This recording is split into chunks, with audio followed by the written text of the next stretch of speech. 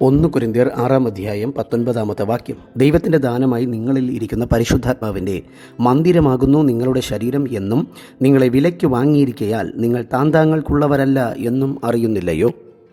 കൊരിന്ത്യർ 6:19 ക്രിസ്തീയ വിശുദ്ധിയുടെ അടിസ്ഥാനമാണ്. ഇവിടെ പൗലോസ് ദേവാലയത്തിൻ്റെ സങ്കല്പമാണ് ഉപയോഗിക്കുന്നത്.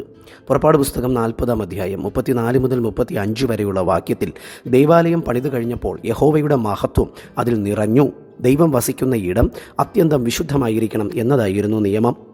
മിസ്രയീമിലെ അടിമത്തത്തിൽ നിന്നും ഇസ്രായേലിനെ മോചിപ്പിക്കാൻ ദൈവം പെസഹ കുഞ്ഞാടിൻ്റെ രക്തം വിലയായി നൽകി അവരെ സ്വന്തമാക്കി. നാം ഇപ്പോൾ ക്രിസ്തുവിൻ്റെ രക്തത്താൽ വാങ്ങപ്പെട്ട ദൈവത്തിൻ്റെ സ്വന്തം സ്വത്താണ്. ദൈവാലയത്തിൻ്റെ ഭൗതികമായ വിശുദ്ധിയേക്കാൾ ശരീരത്തിൻ്റെ വിശുദ്ധിക്ക് യേശു പ്രാധാന്യം നൽകി.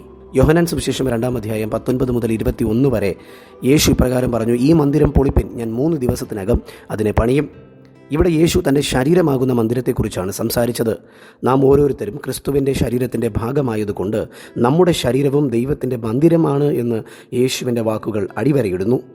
ശരീരം കൊണ്ട് എന്ത് പാപവും ചെയ്യാം എന്ന് കരുതിയ കൊരിന്ത്യരോട് അവരുടെ ഉടമസ്ഥാവകാശം ആരുടേതാണ് എന്ന് ഓർമ്മിപ്പിക്കാനാണ് വിശുദ്ധ പൗലോസ് ദൈവത്തിൻ്റെ പരിശുദ്ധാത്മാവിനാൽ ഇവിടെ എഴുതുന്നത്. നിങ്ങൾ നിങ്ങളുടെ സ്വന്തമല്ല, ക്രിസ്തു തൻ്റെ ജീവൻ നൽകി നിങ്ങളെ വിലയ്ക്ക് വാങ്ങിയതാണ്.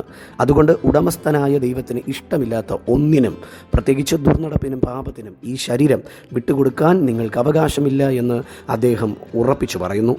ഈ വാക്യത്തിൽ നിന്ന് നാം മനസ്സിലാക്കേണ്ട ചില സത്യങ്ങൾ അഥവാ ചില പ്രായോഗിക കർത്തവ്യങ്ങൾ ഇവയൊക്കെയാണ്. 1. സഭയ്ക്കുള്ളിൽ നാം കാണിക്കുന്ന വിശുദ്ധി നമ്മുടെ വ്യക്തി ജീവിതത്തിലും ശരീരത്തിലും ഉണ്ടാകണം. കാരണം ദൈവം നമ്മിൽ വസിക്കുന്നു. 2. നാം നിസ്സാരക്കാരല്ല, ദൈവപുത്രൻ്റെ രക്തത്തോളം വിലയുള്ളവരാണ്. ആ മൂല്യം ചോർന്നു പോകുന്ന ഒന്നിനും നമ്മുടെ ശരീരത്തെ വിട്ടുകൊടുക്കരുത്. 3. നമ്മുടെ സംസാരം, വസ്ത്രധാരണം, പ്രവൃത്തികൾ എന്നിവയിലൂടെ മറ്റുള്ളവർ ദൈവത്തെ കാണണം.